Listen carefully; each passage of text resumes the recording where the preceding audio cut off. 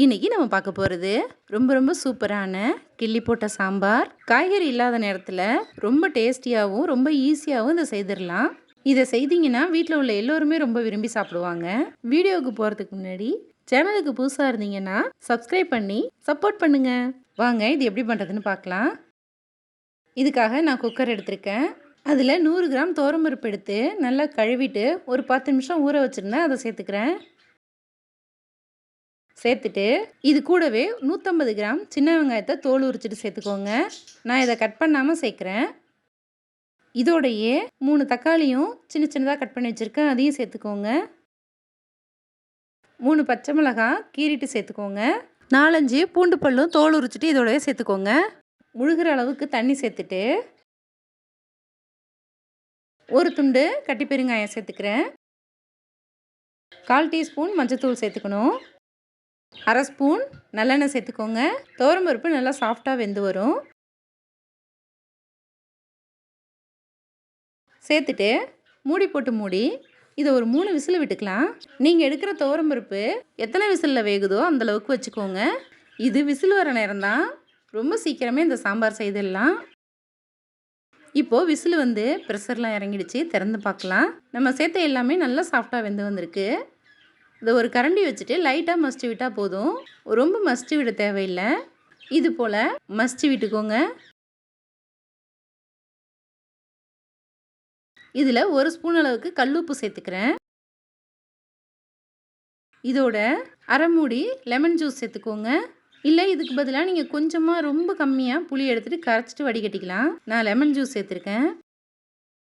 சேர்த்துட்டு 1 டம்ளர் அளவுக்கு தண்ணி சேர்த்துக்கிறேன்.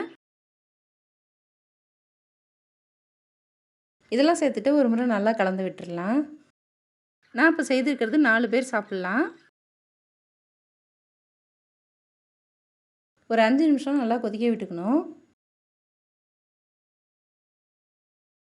இப்போது 1 ஸ்பூன் அளவுக்கு சாம்பார் பொடி சேர்த்துக்கலாம். இது நல்ல மணமாக இருக்கும். இதுக்கு வேறு மிளகாய் பொடியோ இல்லை புளிக்கரைசலும் நம்ம சேர்க்கல. சேர்த்துட்டு ஒரு முறை கலந்து விட்டுடலாம்.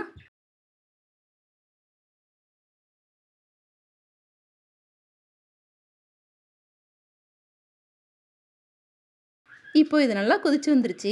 இதுக்கு ஒரு தாளிப்பை கொடுத்துடணும். இப்போது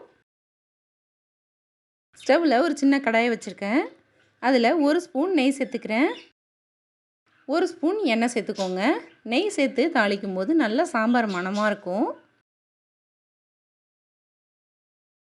1/2 ஸ்பூன் கடுகு சேர்த்துக்கோங்க.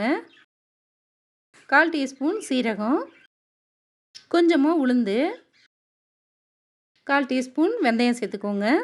எல்லாத்தையும் சேர்த்து நல்லா பொரிய விட்டுக்கணும்.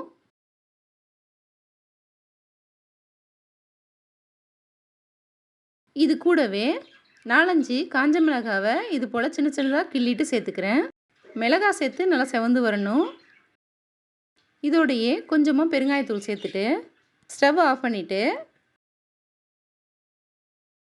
கொஞ்சமாக கருவேப்பிலை சேர்த்துக்கலாம். இப்போ சாம்பார் கூட அந்த தாளிப்பை சேர்த்துக்கலாம். சாம்பார் சூப்பராக தயாராகிடுச்சு. இதுக்கு மேலே கடைசியாக கொத்தமல்லி இலை தூவி விட்டுக்கலாம்.